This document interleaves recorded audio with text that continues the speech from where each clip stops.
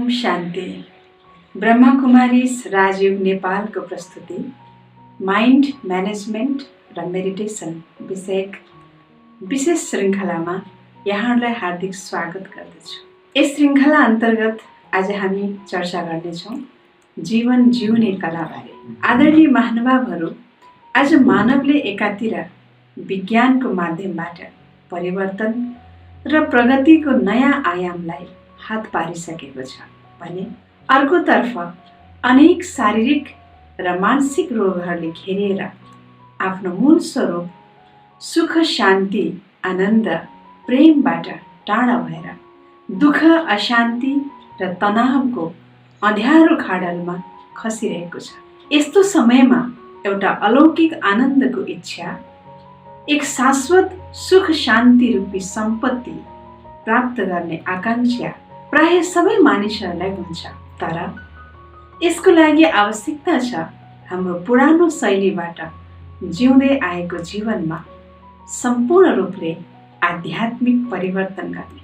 आज सम्पूर्ण मानव समुदायको जुन स्थिति छ त्यो अति दयनीय र विचारणीय छ र आज जति समृद्ध व्यवस्थाको निर्माण मानिसले गरिसकेको छ त्यति पहिला कहिल्यै गरेको थिएन।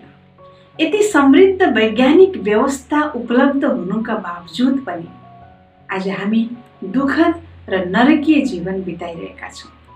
कति ठुलो विरोधाभासका बीच उभिएको छ आज मानवता, जहाँ एकातर्फ वैज्ञानिक र प्रविधियुक्त वैभव र सुख सुविधापूर्ण व्यवस्था छ भने अर्कोतिर आजको समाज अप्रसन्न, अशान्त र विक्षिप्त भएको छ। 21औं शताब्दीमा परिवर्तन समयको पुकार बनेको छ। यति धेरै साधनहरू उपलब्ध हुनुका बावजुद मानिस दुखी किन छ? यी सबै कुराहरूमा पुनः विचार गर्न आवश्यक देखिएको छ कि यी सबैको कारण के हो त? यसर्थमा जीवन जिउने कलाको परिवर्तनबाट नै व्यक्ति पुनः सुख, शान्ति र प्रसन्नतालाई नैसर्गिक अधिकारको रूपमा प्राप्त गर्न सक्दछ। वास्तवमा कलात्मक जीवन जिउने विधि के हो त?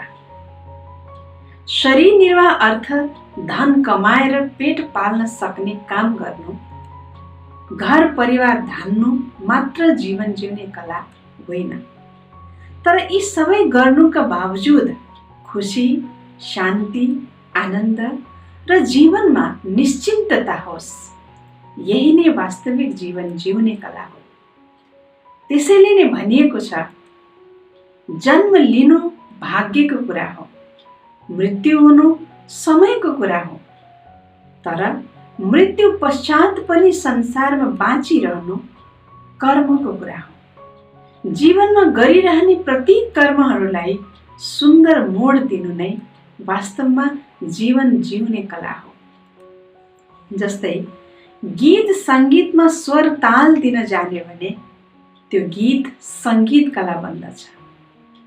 नृत्यमा तालमा ताल मिलाउन जाने भने त्यो नृत्य कला बन्दछ।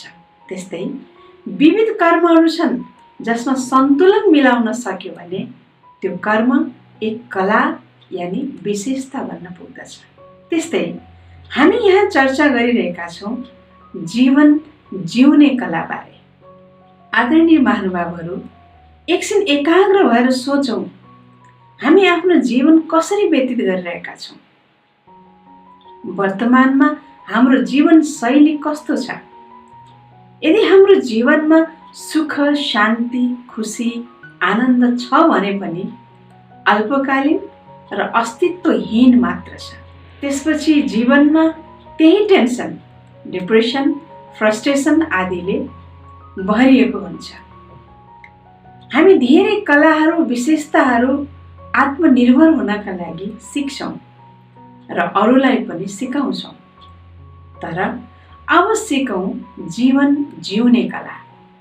त्यसका लागि विशेष हामीले 5 कुराहरूमाथि ध्यान दिनु आवश्यक हुन्छ।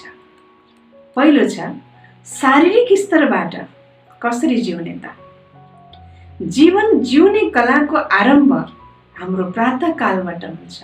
एक प्रकारले सोच्दा हामी प्रत्येक दिन बिहान जन्मिन्छौँ र प्रत्येक रात्रि हाम्रो मृत्यु हुन्छ र पुनः अर्को कालबाट हाम्रो बाँच्ने शैलीको आरम्भ हुन्छ।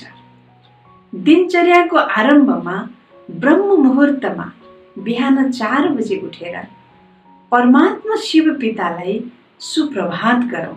बिहान ब्रह्म मुहुर्तमा जाग्नाले शारीरिक रूपमा पनि हामीलाई धेरै फाइदा हुन्छ र हामी स्वस्थकर जीवन जिउन सक्छौँ। त्यसैले नै भनिएको छ, जो सोवत है सो खोवत है, जो जागत है सो पावत है। शारीरिक स्तरबाट जीवन जिउने कलामा त्यसपछि आउँछ प्रतिदिन व्यायाम एवं स्नान गर्नाले शरीरमा निहित कीटाणुहरू एवं विकारहरू बाहिरिन्छन् र स्नानबाट पनि हाम्रो शारीरिक स्फूर्तिमा वृद्धि हुन्छ। त्यसै गरी अर्को छ शुद्ध र सात्विक भोजन।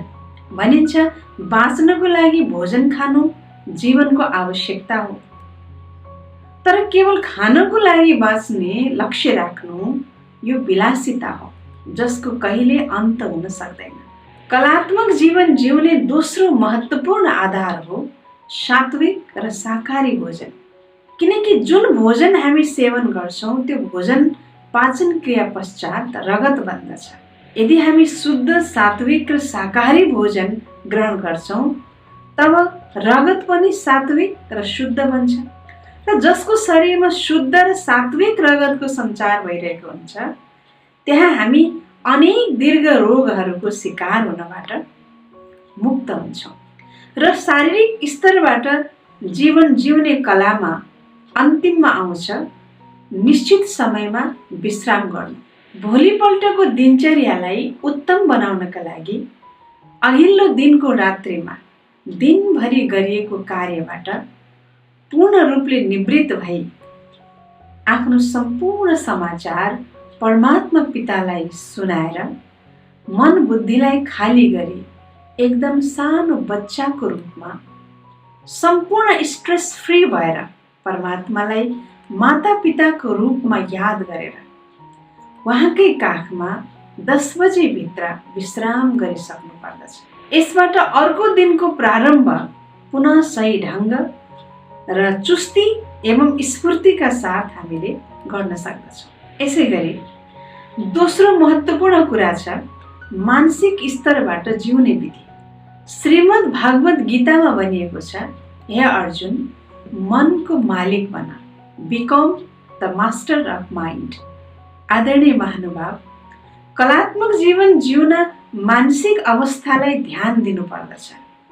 प्रत्येक मानसिक अवस्थाको सकारात्मक या नकारात्मक प्रभाव हाम्रै दैनिक कार्य व्यवहारमा परिरहेको हुन्छ। तसर्थ मनसामा सबैप्रति शुभ भावना, कल्याणको भावना, सेवा तथा परोपकारको भावना, विश्व बन्धुत्व तथा वसुधैव कुटुम्बकमको भावना, बहुजन हिताय बहुजन सुखायको भावनाबाट ओतप्रोत रहनु एक महत्त्वपूर्ण विषय हो र यही जीवन जिउने कलाको महत्त्वपूर्ण पाठ पनि हो। यसै गरी तेस्रो महत्त्वपूर्ण कुरा छ सामाजिक स्तरबाट जीवन कसरी जिउने त। मानिसलाई सामाजिक प्राणी भनिन्छ। समाजबाट मानिस अलग हुन सक्दैन। उसलाई बाँच्नको लागि समाज चाहिन्छ। तर सुखमय जीवन जिउनको लागि आवश्यक छ समायोजन गर्ने शक्ति।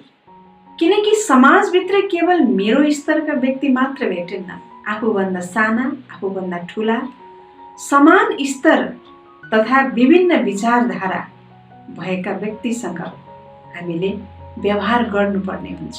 तसर्थ विविध स्तर तथा विचारका व्यक्तिसँग सम्पर्कमा आउँदा एक अर्काको अवगुण तथा कमजोरीलाई स्वयंमा समाहित गर्नुपर्ने हुन्छ। साथै कतै प्यार स्नेह त कतै आदर तथा सम्मानपूर्ण व्यवहारको पनि आवश्यकता पर्दछ। जुन व्यक्तिले व्यवहारमा आउँदा कति बेला कोसँग कस्तो व्यवहार गर्ने भन्ने कुरा जान्दछ, यथार्थमा उसले जीवन जिउने कला जानेको हुन्छ। निष्कर्षमा सामाजिक रूपबाट जीवन जिउने क्रममा एक अर्कासँग व्यवहार गर्ने कला जान्नु अपरिहार्य हुन्छ। यसै गरी चौथो महत्त्वपूर्ण कुरा छ आर्थिक स्तरबाट जीवन कसरी जिउने। जीवन जिउने कलामा थप महत्त्वपूर्ण आयाम हो अर्थ। भनिन्छ जीवन उपयोगका लागि हो न कि उपभोगको लागि। जुन व्यक्तिले जीवनलाई केवल उपभोग गर्ने उद्देश्यले हेरेको हुन्छ उसका डिमान्ड धेरै हुन्छ, जसकारण जीवनमा दुःख प्राप्त हुन्छ। तर अर्थलाई केवल आवश्यकता पूरा गर्न मात्र प्रयोग गरिन्छ भने यथार्थमा त्यो व्यक्तिले सुखमय जीवन जिइरहेको हुन्छ। वास्तवमा यही जीवन जिउने कला हो। आफ्नो पासमा जति अर्थव्यवस्था छ त्यसअनुसार जीवनको लक्ष्य निर्धारण गर्नुपर्दछ। लक्ष्य उद्देश्य पूर्तिका लागि अर्थव्यवस्था गर्न यदि हामी अनुचित प्रक्रिया अपनाउँदछौँ भने अन्ततोगत्वा हामी तनावको शिकार बनेकै हुन्छौँ। वर्तमानमा मानिसको जीवन अस्तव्यस्त तथा अर्थव्यवस्था लथालिङ्ग हुनुको पछाडि यही कारण हो कि ऊ आफ्नो जीवनका दैनिक आवश्यकताहरू एवं निजी इच्छाहरूलाई मात्र पूरा गर्नतर्फ लागेर अनेक इच्छाहरू पूर्ति गर्नतर्फ मृग तृष्णा समान दौडिरहेको छ। यसरी दौडिने क्रममा उसको जीवनका लागि अति महत्त्वपूर्ण कुराहरू उसबाट छुट्दै गइरहेका छन्। अतः अर्थको यथोचित सदुपयोग पनि जीवन जिउने कलाको महत्त्वपूर्ण अङ्ग हो। यसै गरी पाँचौं महत्त्वपूर्ण कुरा छ चारित्रिक स्तरबाट जीवन जिउने कलामा सबैभन्दा महत्त्वपूर्ण भूमिका खेल्दछ व्यक्तिको चरित्रले। कोही व्यक्ति शारीरिक रूपबाट अपूर्ण किन नहोस्, मानसिक रूपबाट सुस्त किन नहोस्, तर चारित्रिक रूपबाट अशक्त हुन हुँदैन। चरित्र उसको पूर्ण छ भने अन्य सबै पक्षहरू स्वतः उपलब्ध भइरहेका हुन्छन्। वो आजको समाजमा नैतिकता चरित्रको कुरा गर्ने इमानदारीले बाँच्न चाहने व्यक्ति एक्लो अवश्य हुन्छ। तर एउटा सुन्दर भनाइ छ कि जिसका कोई नहीं संसार में उसका होता है भगवान आसमान में। जीवनका जतिसुकै अप्ठ्यारा मोडहरूमा आफ्नो नैतिकता चरित्र र ईश्वरप्रति सम्पूर्ण आस्था एवं विश्वास राखेर चल्नेहरूले नै यथार्थमा कलात्मक जीवन जिइरहेका हुन्छन्। यसै सन्दर्भमा एउटा सुन्दर पंक्ति याद आइरहेको छ। भनिन्छ विदेशेषु धनम विद्या वेसनेषु धनम मति परलोके धनम धर्म शील सर्वत्र वै धनम। अर्थात् विदेशमा जानको लागि विद्या नै धन हो। लागु पदार्थ र दुर्व्यसन सेवन गर्ने बेलामा मनुष्यको आफ्नो बुद्धि र मति नै श्रेष्ठ धन हो।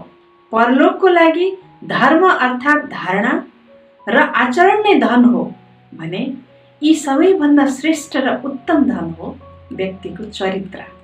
तसर्थ आदरणीय महानुभावहरू, यी सबै पक्षहरूको आधार हो जीवनलाई ईश्वरमा लगाउने कला।